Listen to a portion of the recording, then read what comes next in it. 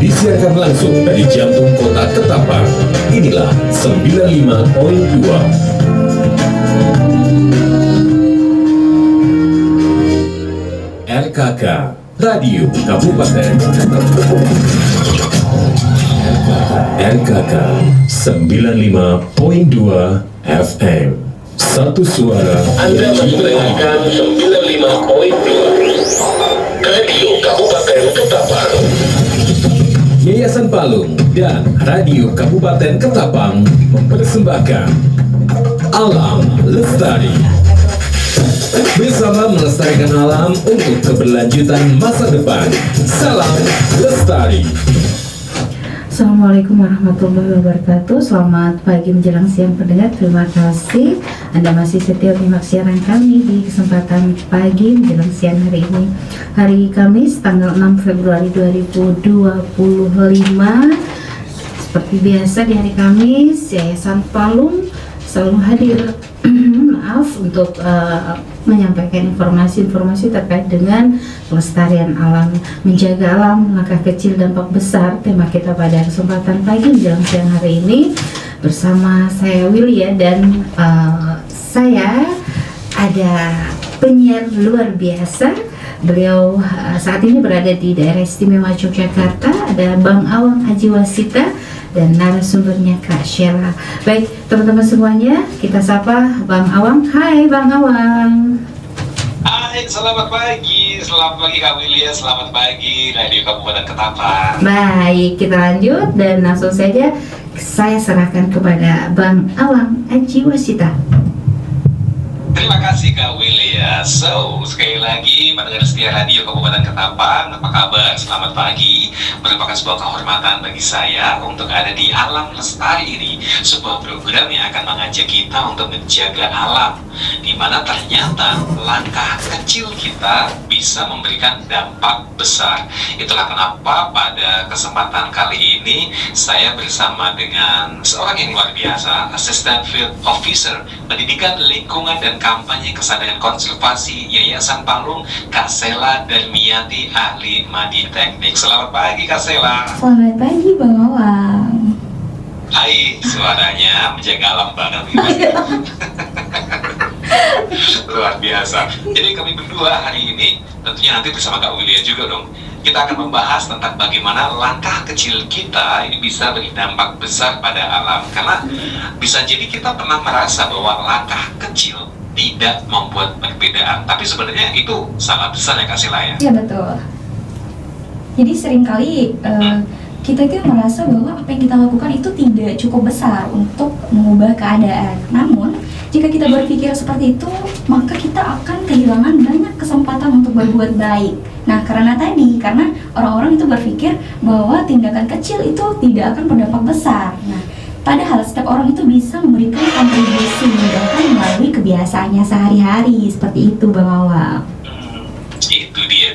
Kita pun juga sering dengar tuh pilah-pilah sampah mulai dari rumah untuk nanti proses daur ulangnya lebih mudah gitu, atau kita pakai transportasi umum daripada atau sepeda gitu, daripada kita pakai mobil pribadi seperti itu. Itu sebenarnya juga bisa jadi satu movement mulai dari langkah kecil untuk dampak besar ya Kak Sheila ya? Iya betul sekali. Jadi kalau di rumah nih, langkah kecil di rumah yang bisa kita lakukan, kita bisa melakukan dengan memilah sampah. Jadi kita bisa membedakan sampah organik dan non organik, itu bisa dipisahkan. Itu sangat mempermudah proses daur ulang seperti Bang Awang bilang tadi. Nah, kalau berbicara tentang transportasi umum, atau bersepeda, lebih baik kita menggunakan sepeda daripada menggunakan mobil pribadi, karena itu sangat bermanfaat sekali untuk mengurangi polusi udara. Exactly. Waktu kita briefing untuk acara ini pun dari daerah istimewa Yogyakarta ke Ketapang, kemarin saya sempat bersepeda sih supaya mengurangi. Masih kuat bersepeda. Masih kuat ya Bang Awang ya pakai sepeda dari Yogyakarta. Yakin saya. Waduh, kayaknya Bang Awang harus dapat penghargaan deh Mbak Willy ya. Pesepeda cepat. Keren banget dari Yogyakarta ke Ketapang. Iya, luar biasa kan. Tapi Luar begitu saya biasa mengeluarkan sekali. sepeda, begitu mengeluarkan sepeda sampai di gerbang depan, kayaknya transportasi umum aja deh. Oh, oke, udah lebih memutuskan untuk Iya. pakai transportasi umum.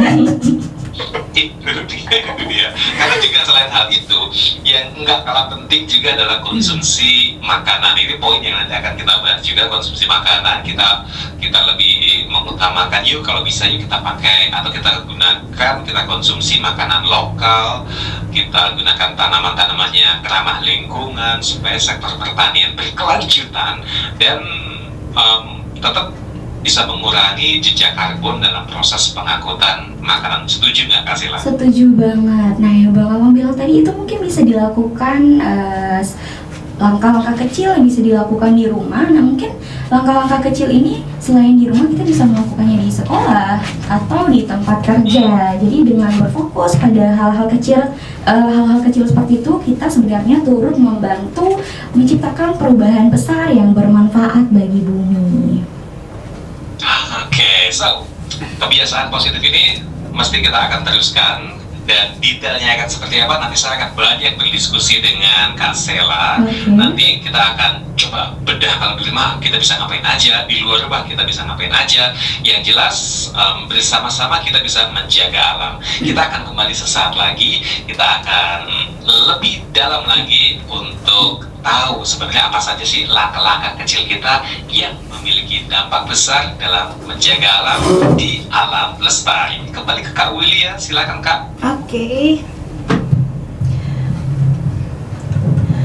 Baik, teman-teman semuanya, sahabat Radio Kabupaten Ketapang, kita hanya jeda beberapa menit ya untuk kali ini. Jedanya dengan yang satu ini. Yayasan Palung dan Radio Kabupaten Ketapang mempersembahkan Alam Lestari.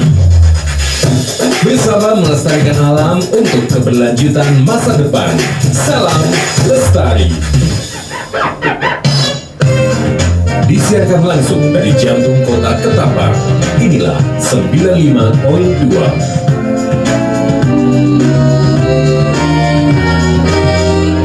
RKK Radio Kabupaten RKK 95.2 FM.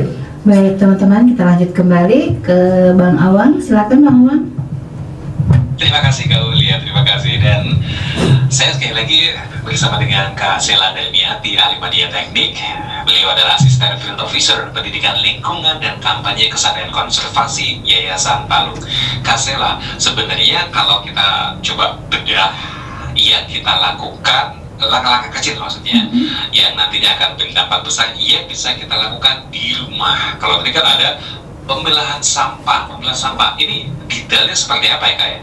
Oke, tadi kita ada berbicara memilah sampah organik dan non-organik. Nah, kalau ibu-ibu rumah tangga nih, karena sampah-sampah ini sekarang banyak dihasilkan oleh sampah rumah atau dari sampah-sampah sisa makanan. Nah, seperti itu. Jadi, mulai sekarang emak-emak yang di rumah nih, nah mungkin mereka bisa memilah sampah dengan membedakan sampah organik dengan non-organik. Nah, sampah non-organik itu sampah yang dihasilkan oleh seperti plastik, dari plastik. Kemudian sampah organik itu sampah-sampah yang dihasilkan oleh sisa-sisa makanan atau buah-buahan, seperti itu. Oke, berarti yang kita konsumsi, karena biasanya kan cukup di satu tempat sampah gitu kan, mau itu misal sisa-sisa makanan, kita habis makan ayam, makan sayur segala macam, sisanya kita buang di tempat yang sama dengan kita buang plastik. Jadi mulai dipilah-pilah. Nah, mulai sekarang mulai disediakan, mungkin bisa disediain 2 tempat sampah yang berbeda di rumah. Nah, jadi anak-anak bisa diajarkan untuk sekarang dengan membuang sampah dengan cara memilah sampah. Jadi mereka bisa membedakan sampah organik nih buangnya ke tempat sampah yang mana, kemudian sampah non-organik itu sampahnya buang kemana. Jadi 2 tempat sampah itu berbeda, maka itu sangat mempermudah proses daur ulang sampah. Oke, ini menarik nih, karena juga membiasakan anak untuk memiliki kebiasaan yang baik. Iya, betul Kebiasaan sekali. untuk memilah sampah. Baik. Tapi kemarin sih saya sempat mencoba itu sih. Oke. Berhasil? Hai anak-anakku, pilahlah sampah. Kalau nggak dipilah nanti kalian aku coret dari kartu keluarga. Oke. Wow. Wah, kejam sekali. Sadis. Jadi bagaimana kalau itu berhasil? Berhasil. Sebenarnya sesimpel. Apakah dia berhasil memilah sampah atau berhasil keluar dari kakak? Kayaknya bapak yang keluar dari kakak. Iya, bapak yang keluar dari kakak. Bahwa ternyata tidak perlu sampai coret kakak ternyata Iya, bahwa betul. karena ini hal simpel gitu. Iya. Jadi terus bilang simpel, kenapa harus dicoret kakak? Simpel, tinggal kalau organik sebelah sini, anorganik sebelah Kalau sana. tidak mau Itu coret simpel ya. kakak, simple banget. Nah sebenarnya kalau berbicara langkah kecil, dampak besar yang bisa dilakukan di rumah sebenarnya tidak cuman sekedar itu. Nah mungkin kita bisa melakukan banyak hal seperti dengan mematikan keran air atau mengecek keran air saat kita mau bepergian. Nah jangankan orang lain, saya sendiri pun biasanya itu kelupaan nih Bang Awang. Kalau misalnya mau kemana-mana nih, iya lupa, saya tuh lupa matiin keran air. Ya, betul. sebenarnya paling enak tuh ini Bang Awang. Kita tuh enak banget minta orang melakukan ini, padahal kita belum tentu bisa gitu. Iya, Biasanya kita. seperti itu Jadi sih. kita aja sendiri sulit seperti itu. Iya. Biasanya. Betul. Lucu kan? Karena kadang mungkin karena kita sudah terbiasa kali ya, kayak ya udahlah, ini nanti kayak baru ingat di jalan, kayaknya tadi belum dimatiin kerannya gitu. Itu hal-hal kecil yang kalau kita biarkan, waduh luar biasa. Kemarin itu juga saya nih kepikiran sama Kak Sela, ini jangan Kak Sela belum matiin air. Jangan-jangan belum nyabut colokan listrik. Oh enggak, Bang. Terus saya samperin rumahnya. Saya punya alasan kalau lupa matiin keran air. Jadi gini, biasanya tuh kalau saya mandi nih, saya nyalain keran air, tapi pada saat itu airnya emang sedang tidak mengalir. Jadi ya udah, terus saya pergi, terus tiba-tiba balik ke rumah udah Banjir. Iya, seperti itu. Oke. Berarti waktu saya datang ngecek itu lebih ke service lighting saya. Iya betul. Tukang ledeng ternyata. Tukang air. Bisa. Tapi berarti itu juga bisa menciptakan satu kebiasaan baru ya. Meskipun betul. air nggak nyala, dicek dulu lightingnya apakah dalam posisi terbuka atau enggak. Iya. Apakah colokan-colokan itu masih pada menancap? Karena yang sering terjadi itu kan kayaknya kita kan kayak udah terbiasa banget tuh meninggalkan charger HP nyolok gitu, meskipun nggak sedang charging gitu. Itu juga sebenarnya harus kita rubah kan kebiasaan itu ya. Baik, teman-teman semuanya, kita lanjut kembali bersama Alam Lestari, menjaga alam, langkah kecil, dampak besar. Silahkan Kak Sheila dan Bang Alam. Oke, terima kasih dan sekali lagi pendengar setia dari Kabupaten Ketapang di 95,2 FM. Senang sekali kita bisa sharing banyak. Tadi terbukti setelah kita banyak ngobrol, meskipun kita lagi ngobrol, maksudnya obrolan tadi kami masih ada di area rumah. Apa yang bisa kita lakukan di rumah untuk menjaga alam, selain untuk memperhatikan colokan-colokan listrik, lighting harus tetap berfungsi sebagaimana diperlukan saja, jangan sampai kebuka, sampai pemborosan dan lain-lain gitu. Menggunakan tas belanja kalau kita akan belanja. Nah, terbukti dari obrolan tadi, tiba-tiba tadi ada di beberapa ibu-ibu langsung mereka ke minimarket, ke warung itu pakai tas naik gunung, ransel gunung. Boleh, nggak apa-apa, boleh banget, itu ide yang bagus, lebih keren. Praktis gitu. Ide yang bagus, ikan juga masuk ke situ nanti. Jadi tiap hari cuci luar tas. biasa. Nggak apa-apa, bisa dicuci. Jadi ada ibu-ibu yang lewat depan rumah gitu loh, Bu, mau camping Bu? Enggak, mau belanja. Ini keren. Iya, biar Luar biar biasa. muatan belanjanya banyak, jadi pakai tas gunung. Iya, betul, luar biasa, menjaga alam sekali. Tapi itu tadi di rumah Kak Sela, Iya, betul. di rumah. Tapi kalau di luar rumah apa aja yang bisa kita lakukan? Hal-hal kecil apa aja yang bisa kita lakukan ya? Oke, kalau di luar rumah mungkin bisa kita contohkan di sekolah. Oke. Iya, jadi layaknya rumah, sekolah itu juga harus selalu dijaga kebersihannya dan dirawat dengan baik. Nah, tugas menjaga kebersihan sekolah itu tidak hanya diemban oleh petugas kebersihan saja, melainkan juga tugas warga sekolah, baik itu para siswa maupun guru. Nah, salah satu contoh yang bisa kita lakukan untuk menjaga bumi yang bisa kita lakukan di lingkungan sekolah itu bisa dengan cara membuang sampah di tempat sampah, menghindari penggunaan plastik. Nah, saya tuh sangat berharap sekali kalau setiap sekolah itu melakukan aturan di mana siswa-siswa itu diharapkan untuk membawa tumbler atau botol minum masing-masing dari rumah. Jadi kalau di kantin sekolah itu apabila lebih bagus kalau misalnya tidak menggunakan plastik. Jadi ketika mereka beli minuman atau apapun itu mereka bisa menggunakan tumbler atau botol minum masing-masing. Nah, bisa membawa tempat makan juga ke sekolah. Jadi kalau misalnya mau makan, jadi mereka sudah menggunakan membawa bekal atau menggunakan tempat makan mereka sendiri yang bisa digunakan berulang kali seperti itu. Pokoknya lebih menghindari, apalagi styrofoam. Aduh, itu sangat lama sekali. Styrofoam itu sangat sulit untuk diuraikan. Biasanya kan makanan sekarang itu simple pakai styrofoam semua. Kalau yang biasa saya lihat seperti itu. Karena kalau yang pernah saya dengar, kalau nggak salah sih, ya kita menghabiskan makanan itu mungkin 10 menit lah, tapi sampahnya itu bisa terurai bisa sampai ribuan tahun. Iya, betul sekali. Nah, bayangin aja. Wow. Satu orang menghasilkan sampah berapa banyak dalam satu hari. Nah, kita hidup di dunia ini bertahun-tahun. Nah, bayangin tumpukan sampah seperti apa.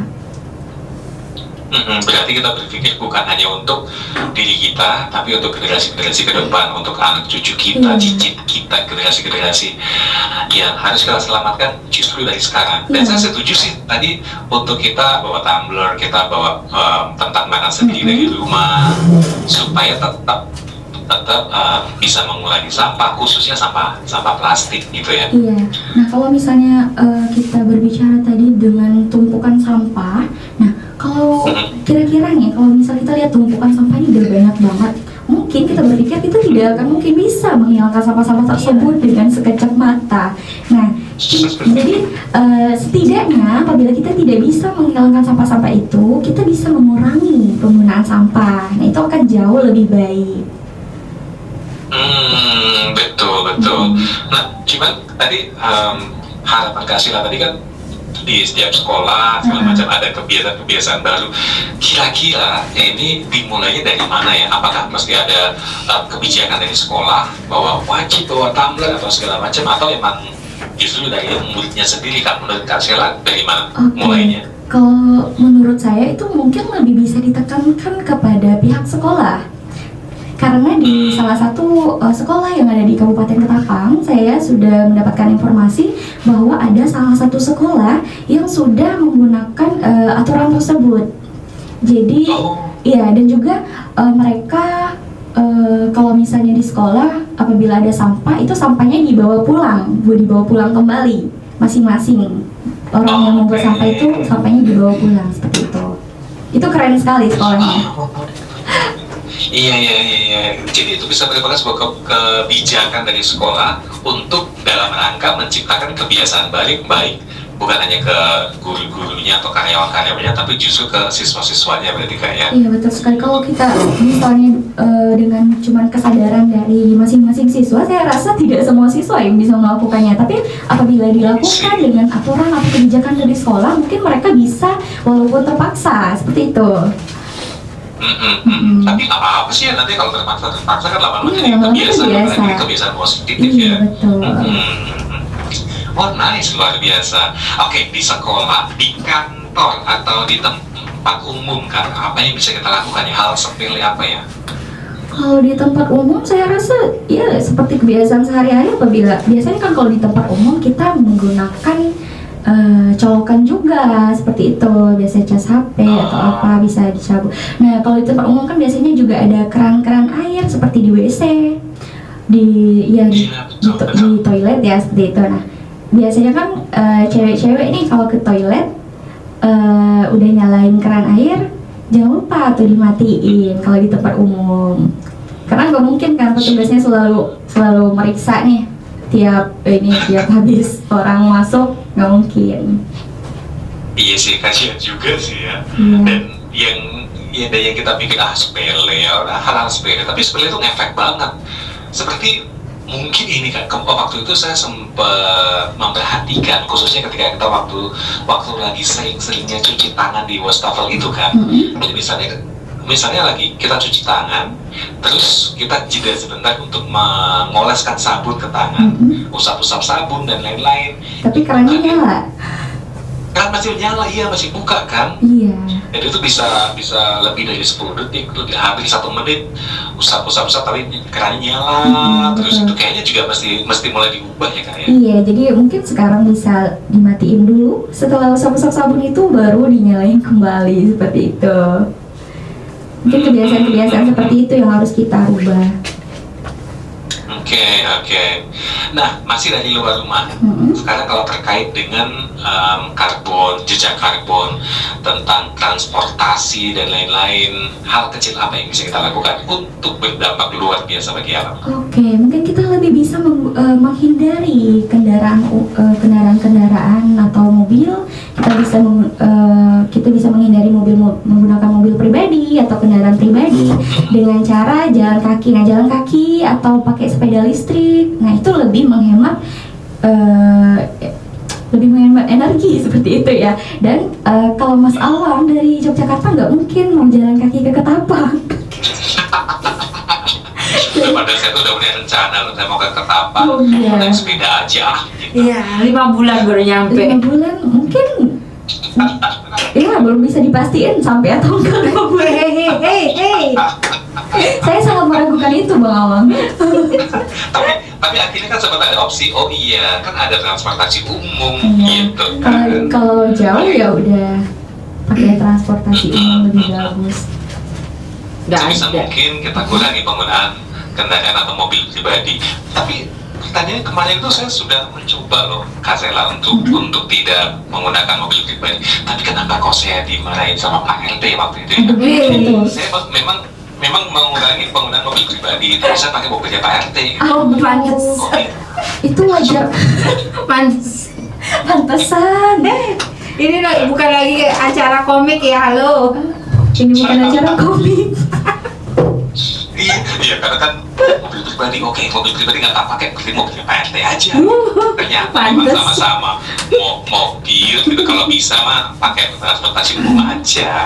Kalau gitu mah mau saya mau pakai mobil kantor aja tiap hari.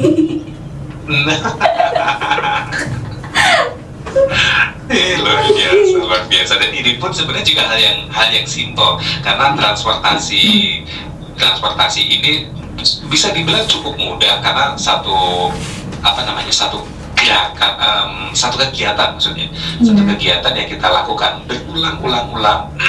Oh, kalau ke kantor, kalau sekolah kita sudah mulai biasakan pakai transportasi umum, kayaknya kebiasaan ini bisa kita teruskan dan langkah kecil ini bisa berdampak besar ya kayaknya. Iya betul sekali. Gimana? Well, kita akan jeda dulu gimana? Nanti di sesi terakhir kita dengerin lagu dulu ya. Oke. Baik teman-teman semuanya, kita jeda sejenak untuk dengerin lagu.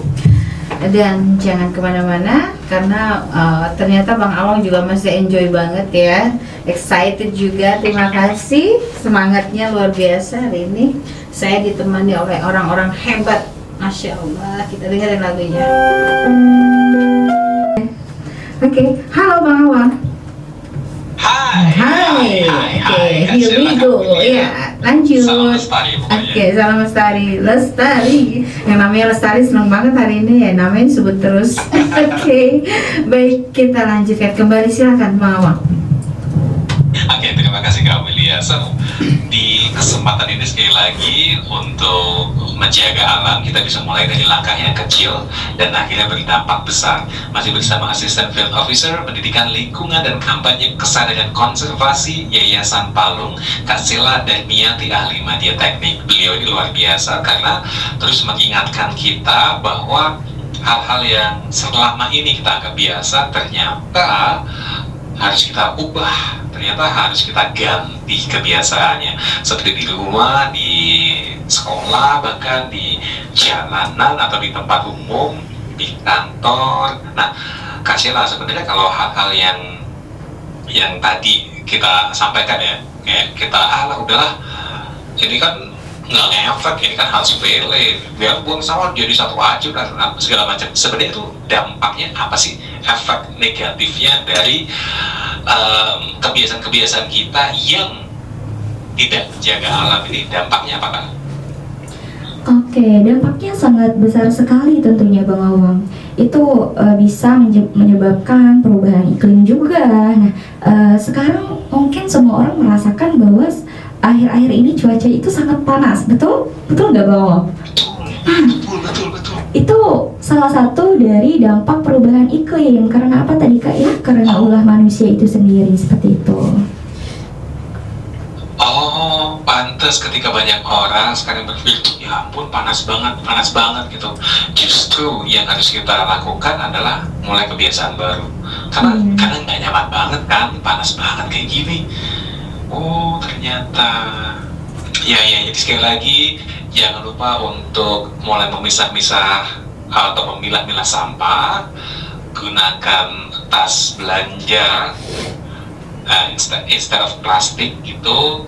Mulai biasakan menggunakan transportasi umum, mulai biasakan untuk aware atau memperhatikan ke colokan-colokan listrik dan lain-lain gitu. Kira-kira ada yang mesti diubah lagi ya Kak Sela, atau ada kebiasaan-kebiasaan yang harus kita perhatikan lagi tuh? Kalau selain yang kita bahas tadi, apa lagi ya Kak ya? Oke, mungkin kita bisa menerapkan konsep 3R. Nah, ada reduce, reuse, dan recycle. Nah, reduce itu mengurangi, seperti yang kita bicarakan tadi, itu mengurangi sampah, bisa mengurangi penggunaan bahan yang tidak perlu dan mengurangi jumlah sampah yang dihasilkan. Hal ini dapat dilakukan dengan cara mengurangi konsumsi sumber daya alam dan mengurangi produksi limbah, seperti itu kalau reduce.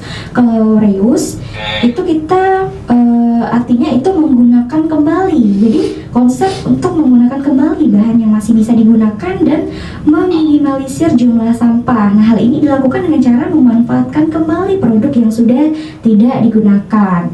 Dan yang terakhir itu ada recycle. Nah, recycle ini artinya mendaur ulang. Itu merupakan konsep untuk mengolah kembali sampah menjadi bahan yang bisa digunakan kembali. Jadi seperti itu. Nah, kalau kita berbicara tadi memilah sampah, nah sebenarnya dari pemilahan sampah itu kita bisa melakukan recycle ini. Kita bisa melakukan mendaur ulang sampah. Contohnya dari plastik, sampah-sampah plastik nih, atau sisa-sisa kemasan saset. Nah, seperti itu kita bisa membuat itu menjadi kerajinan. Karena kemarin kami sudah ada suatu program, di program kami itu namanya kelompok edukasi kembang desa, di mana di situ ada para wanita yang kayak putus sekolah, nikah muda. Nah, orang-orang seperti itu kami kasih edukasi, dan kemarin kami melakukan pelatihan yang memang dilatih sama orang yang memang benar-benar ahli di bidang itu. Nah, kami melakukan recycle atau mendaur ulang. Jadi kami menggunakan sampah-sampah plastik itu kami buat menjadi kerajinan, seperti itu. Oh, oke, wow. Ini tadi 3R yang sangat bermanfaat yang harus kita perhatikan. 3R, reduce, reuse, recycle. Saya boleh tambah 1R lagi nggak sih? Kan jadi kayak 4R gitu. Jadi hal-hal yang perlu kita perhatikan ada 4R, ada reduce, reuse, recycle, dan RKK95. Wow, itu memang tidak bisa dilupakan, Bang Awan. So smart. Mbak Mia langsung senyum. Oh, pasti dong. Inilah yang menjadi luar biasa dari seorang Awang Ajwa Syirka. Karena dari yang kakak juga lah, akhirnya kita bisa akhirnya bersadar, oh iya ya, ketika atau setelah mendengarkan siaran ini jadi ingat, oh baiklah, mulai dari hal-hal kecil aja lah gitu, tidak perlu yang muluk-muluk, tidak perlu yang susah-susah, yang simpel-simpel aja bisa kita lakukan di sekitaran kita, di lingkungan rumah, sekolah atau kantor atau di jalanan, di transportasi umum, di ruang publik gitu. Wah, Kak Sela, sebelum nanti kita akan berpisah di Yayasan Palu ini ada kegiatan. Kok berpisah sih? Berpisah. Kenapa berpisah? Enggak berpisah lah. Ini akan jadi sampai 4 jam ya.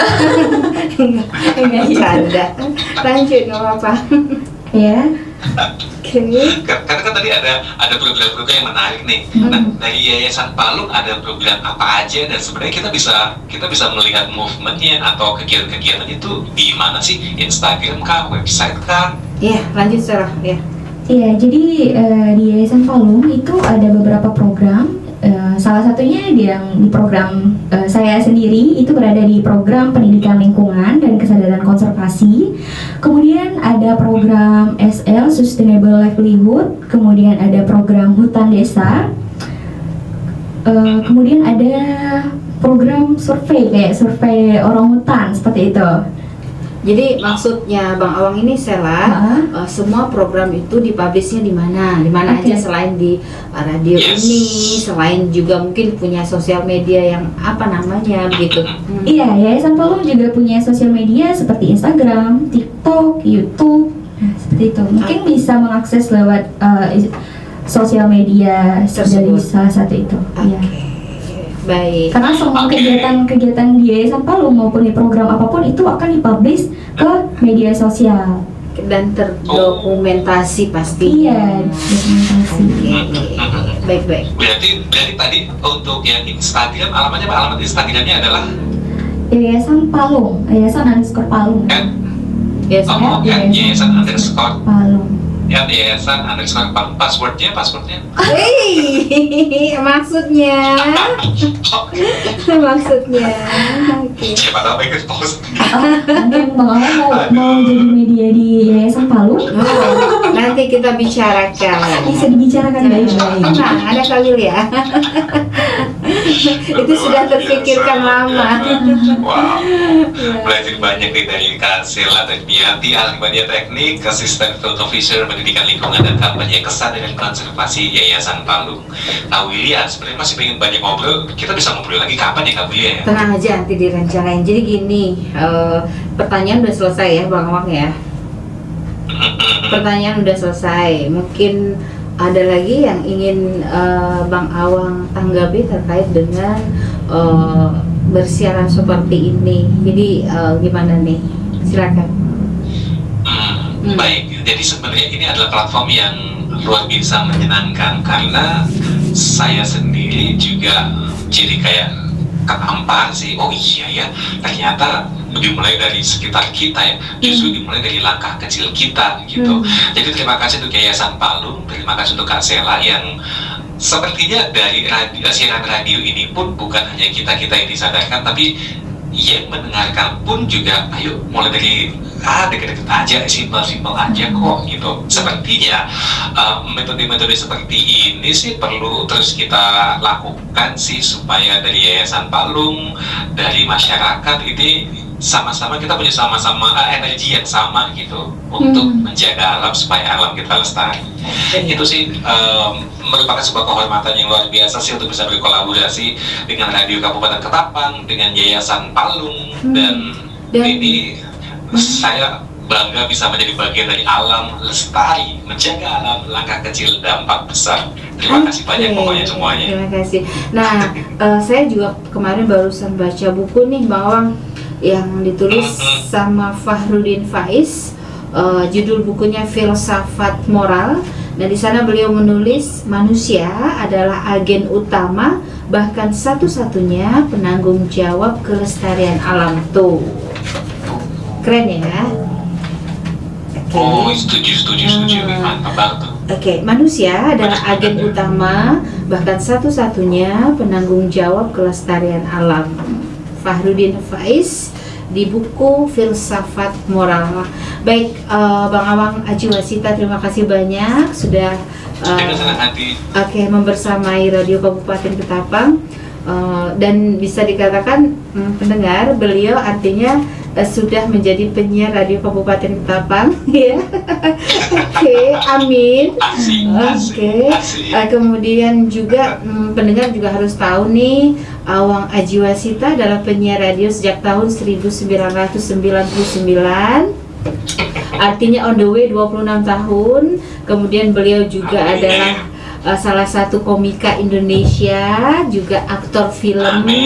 Kemudian beliau juga bisa bernyanyi. Kemudian juga beliau hampir setiap hari bisa didengarkan suaranya melalui live TikTok dengan nama TikToknya yaitu Radio Blog. Kemudian Instagramnya Awang IZM ya. Silakan buat teman-teman nanti yang nonton di YouTube ingin berbagi cerita sama beliau, disilakan ke akun tersebut ya. Sekali lagi terima kasih Bang Awang, sukses, salam untuk keluarga ya, salam untuk keluarga. Oke, insya Allah jumpa kembali di lain waktu dan kesempatan. Kak Sheila juga terima kasih banyak. Kak Sheila ingin ngomong apa nih sama Bang Awang nih? Mungkin mau pesan apa gitu? Mungkin gak banyak-banyak, saya cuma mau bilang makasih banyak nih sama Bang Awang. Udah, saya sangat luar biasa sekali bisa ada kesempatan untuk siaran bersama Bang Awang. Nah, satu kalimat lagi nih, tadi Bang Awang selalu bilang lestari. Nah, ada salam di konservasi itu namanya salam lestari. Nah, kalau saya bilang salam lestari, itu jawabannya lestari alamku. Oke, silakan. Kita Mari kita coba ya. Kita coba, saya yang bilang alam lestari ya. Oke. 1, 2, 3. Alam lestari. Salam lestari. Oh, salam lestari. Oke, salam lestari. Lestari alamku. Aduh, Bang Awang telat banget. Ulangi. Gimana salam lestari? Iya, salam lestari. Itu udah dia. Salam lestari. Lestari alamku. Oh iya. Oke. Plus dong buat kita bertiga dan kita semuanya. Bang Tri terima kasih banyak. Kemudian yang mendampingi Kak Sheila siapa tadi? Siti. Dari anak magang ya, yang magang di Yayasan Palu. Baik, sekali lagi terima kasih pendengar, kami juga mengucapkan terima kasih banyak untuk pendengar semuanya tanpa terkecuali yang pada kesempatan udah siang ternyata ya, sudah pukul 11 lewat berapa menit ini? Wow, lewat 15 menit. Di Jogja sama ya waktunya ya, Bang Awang ya. Halo? Jogja sekarang jam 9:15. Jangan gitu deh. 2 jam lalu. Jangan gitu deh.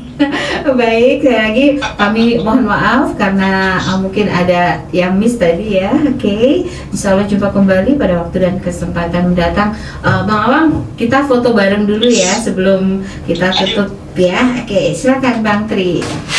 Pendengar, sampai jumpa. Wassalamualaikum warahmatullahi wabarakatuh.